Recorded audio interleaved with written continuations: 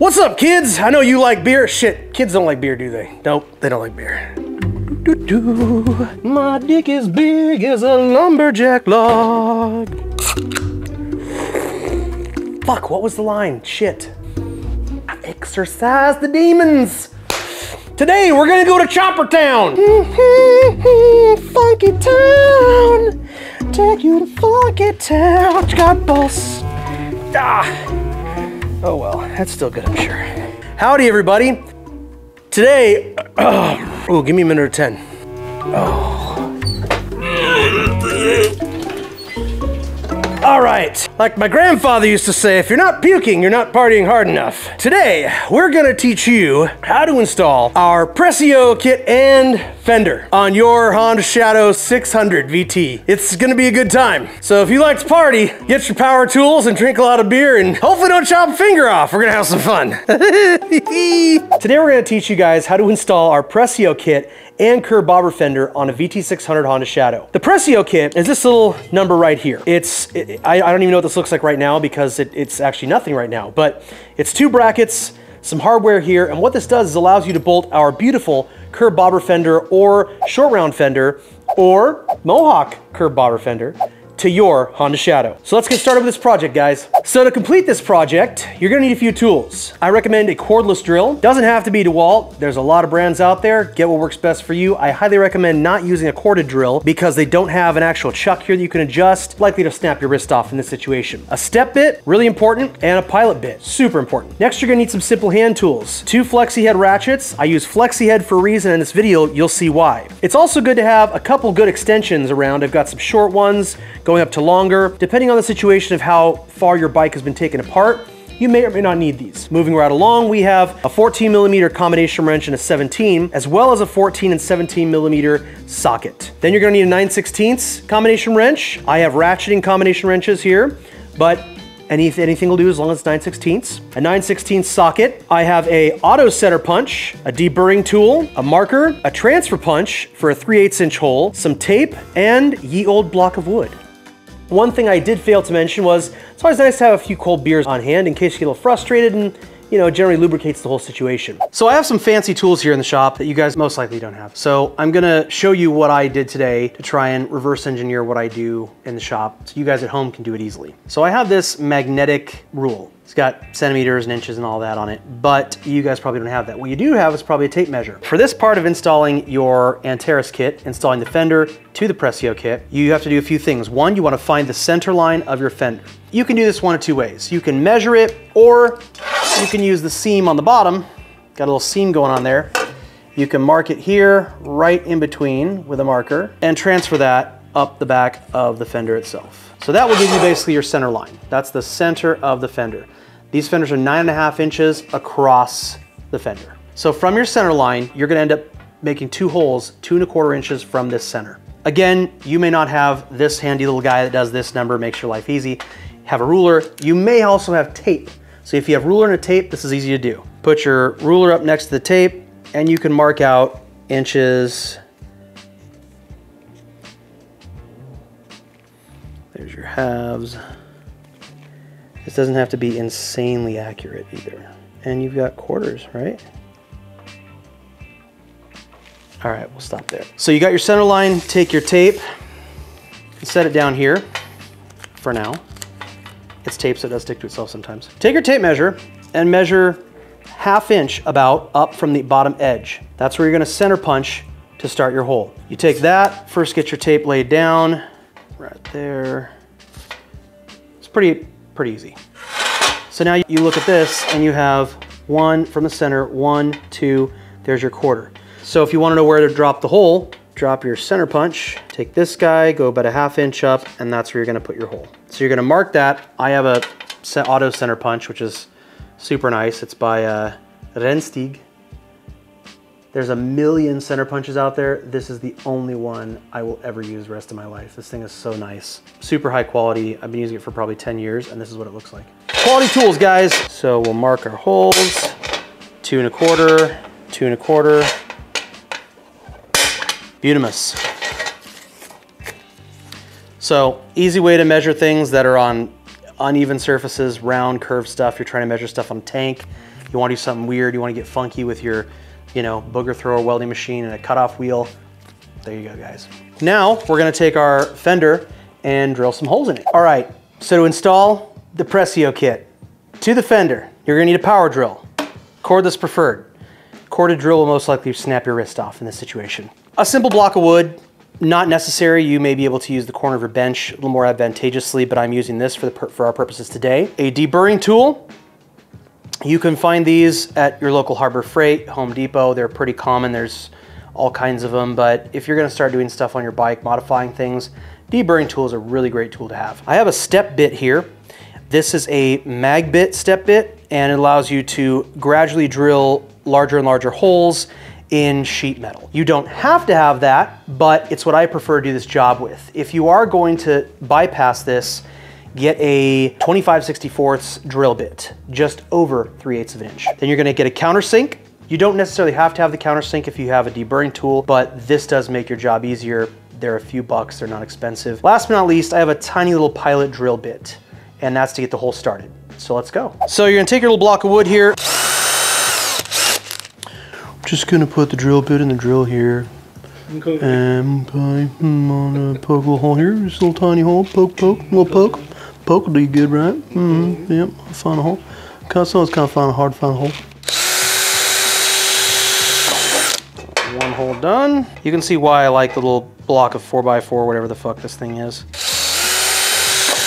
Makes it real easy. So now you've got two little pilot holes. You're gonna bust out that step bit.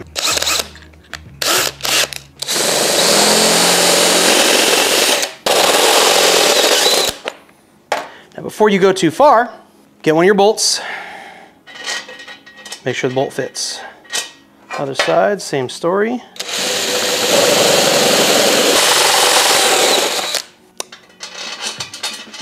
Now what I do at this point, step bit comes off, countersink goes in the drill, and you can roll this around.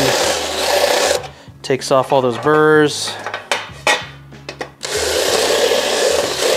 top and bottom. Now you don't want to go crazy with this because this is still a blade. It's still cutting the metal. It's going to open that hole up if you keep just blowing it through. Now, it's not going to hurt our fingies, and we've got two holes in our fender. Let's get back to the bike. We're going to show you how to install the Pressio kit. It's impressive. That's why it's called the Pressio kit. Actually, I forget what the Latin meaning was, but it had some really cool meaning behind it. If you put that in Google, you may actually find what it means. Without further ado, we're gonna install a Pressio kit. Now to start this installation, you're gonna need, what is it, Ben? Tools. Yep, that's right. Don't be a fool, wrap your tool. What you can see here, this is the 525/120 chain off of a 600.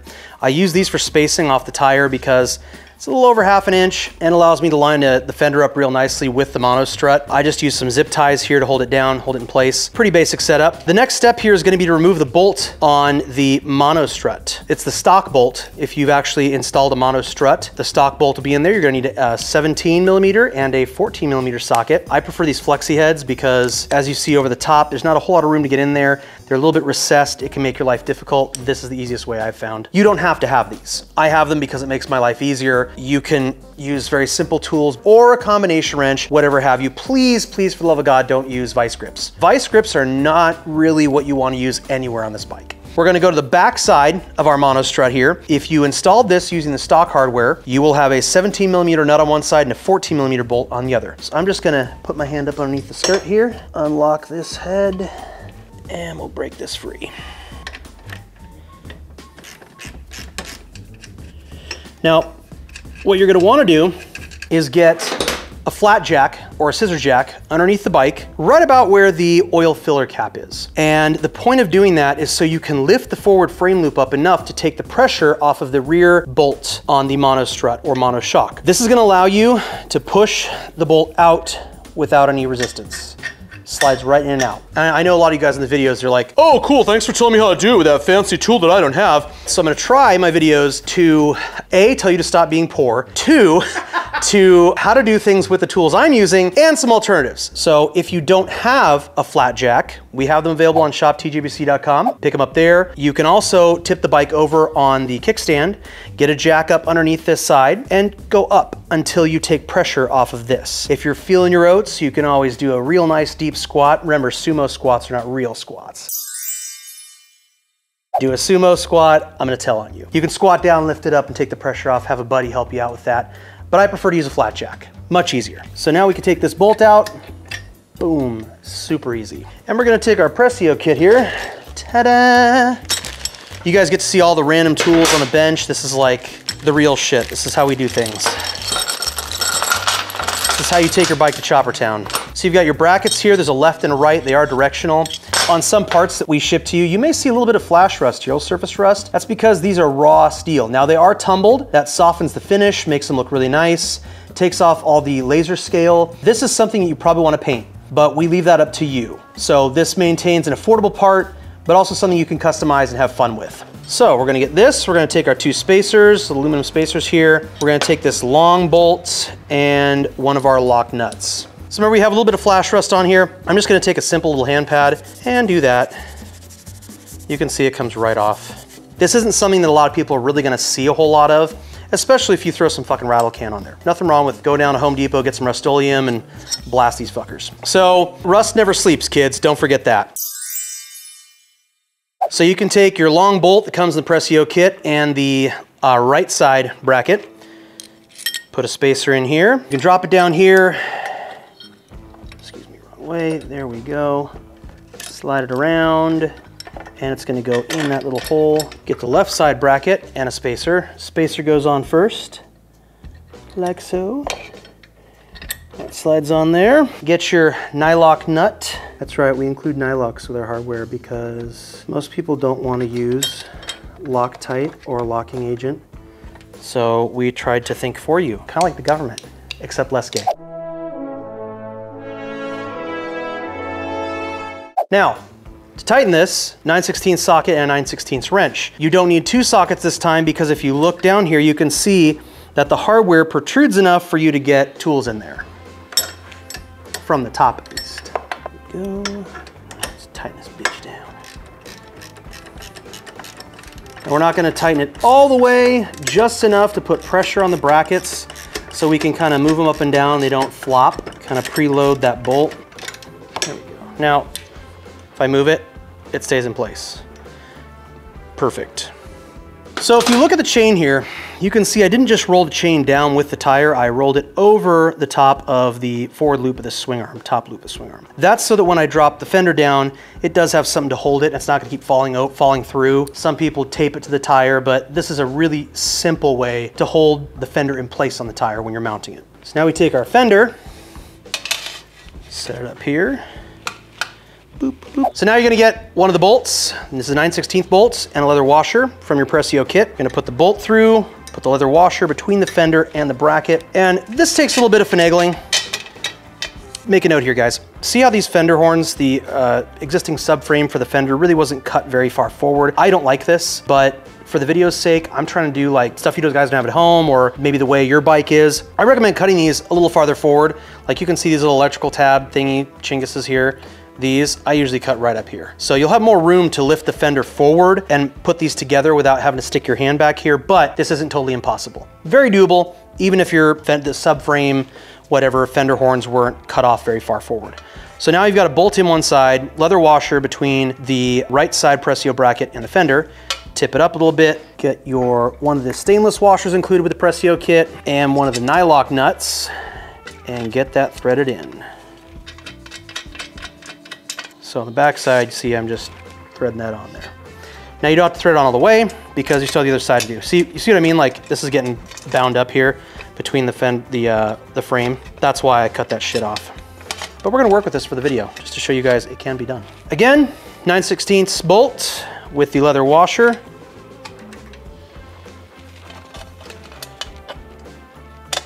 And then the stainless washer and nut. The ongoing debate is, are washers directional? And I believe some washers are, because you get a stainless washer and there's like a pretty side and kind of not pretty side. There's like a sharp edge and a soft edge. Washers are directional. Don't let anyone tell you otherwise. Okay, now what we can do is come in from underneath. I know you guys like that shit.